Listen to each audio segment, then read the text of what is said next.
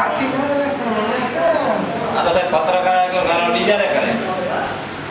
તમે તમારા સાહેબનો પક્ષ કાઢો ને. મોટું બોલે છે એમ નથી કહેતો, પણ જે વખતે ઉશ્કેરાઈ ગયા હોય બોલ્યા હોય એ સત્ય છે.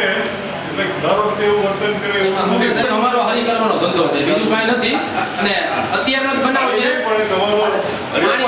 પાણીના રિપોર્ટ મળે ને, પાણી ગયું નદી તો દિલીપભાઈ કે તમે ફરી ખબર ન હોય તો જ ખબર હોય રૂપિયા નક્કી કરી અહીંયા સુધીની વાત છે. લ્યો ગણપતિ એક્શન લાવો ફરિયાદ દો. પેલા તમે ઈ તપાસ કરો. એવો માણસ છે નહીં આ જે વખતે ઉશ્કેરાઈ ગયા હોય એટલે બોલ્યા હોય ઈ ઘરે આવે મોટી સાહેબ નથી કહેતો, પણ એ ક્ષણિક આવેશમાં બોલી ગયા હોય. અમને ખબર છે કે મારા અધિકારી અને નેચરલી જનરલી રજૂઆત હતી. એ રજૂઆત નથી સાહેબ, અમે અમારું વતન ફેરવું હતું, ઉશ્કેરાટ કરવાનું કામ શું છે? એવું તો કાંઈ એવું ક્યાં અમે બહાર એની સામે ચેમ્બરમાં બેઠો તો અમને બધી ખબર જ પડે છે શું થાય. અમને બધા સાહેબ અહીંયા મોદીના લોકો પછી અમને ખબર હોય દવાખાનામાં કે સાહેબ કેટલી ખબર એટલે કેટલી ઉતરે છે. તમ તાર અમારા નંબર છે ને ખોટું હોય ને અમને લેતી પાછળ જ દેખાતા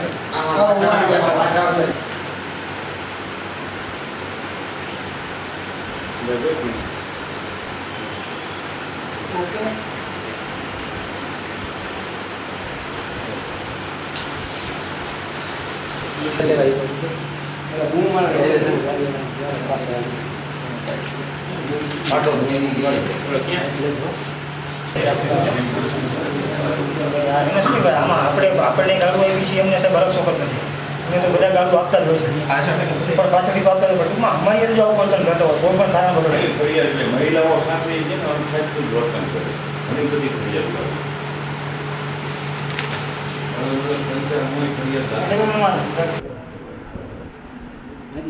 હા, તમારી રજૂઆત મળી છે મને, તે બાબતમાં તપાસ થશે અને જવાબદાર જણાશે વ્યક્તિ. જો તેમણે ખરેખર આ રીતનું વર્તન કર્યું એવું મને ખબર પડશે તો ચોક્કસ એની સામે પગલાં લેવાશે.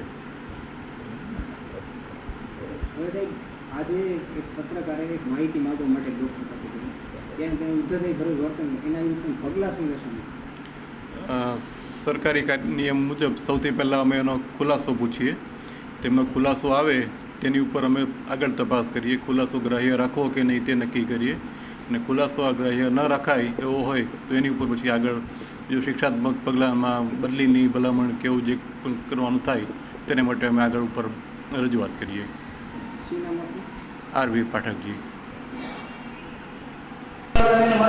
વાત કરી છે તમે તમારાથી જે થતું હોય તમે કરી લેવાનું શું છે, પણ તો છતાં હંમેશા ઓફિશિયલી એ સારી વાત છે કે સાહેબ બોલું પાણીનું બી તમે તપાસ કરી એના વગર તાત્કાલિક કાયદેસરની કાર્યવાહી કરો. પછી આ પાણી ક્યાં કરું પ્લેસ નોટમાં નાખી દો. હાલો રવિ શું કર્યું થેન્ક યુ. એક મિનિટ સર, પ્રેસિડેન્ટ સર, એવું બની રીતે ન બનતો સારું. એને બોલાવવાનું માફી માંગી કરવું છે ભાઈ એવું, કારણ કે નાનો કર્મચારી છે. એક મિનિટ એવો માણસ હોય ને તો ફોન ન કરાવે, બે જણાના ફોન આવ્યા છે બરોબર. ઈ તો આપણે ઈ કોકે કીધું છે ભાજપનો કાર્યક્રમની ધારાસભ્ય અમારે થાય છે પણ એટલે વર્તન એનું સારું ના કહેવાય, પણ નાનો કર્મચારી છે. કારણ શું છે કે ભવિષ્યમાં બીજા કર્મચારી કે પબ્લિકની અમારી યાર વર્તન તમે ખાલી કરજો, અમને છૂટ છે. અમારી યાર તો વાત સાથે ના કરાય, દર્દીના સગા સાથે છોકરી મારે કઈ રિલેટિવમાં નથી. 1 માસની છોકરી છે, એની ફેફસા નળીનો પ્રોબ્લેમ છે, એટલે હું મારું બીજું કામ મૂકીને હોસ્પિટલ જાણવા આવ્યો અને ત્યારે આવા જવાબ આપે તો દર્દી જોડે કેવો જવાબ આપ્યો છે? એટલે 1 માસની છોકરીને કઈ જિંદગીની પડી નથી પોતાને ઓબ્ઝર્વેશન કોઈનો પક્ષ નથી લેતો. બીજી પંડિયાને ઝાપટ મારીને એની તાકાત નથી એનો વિરોધ કર્યો.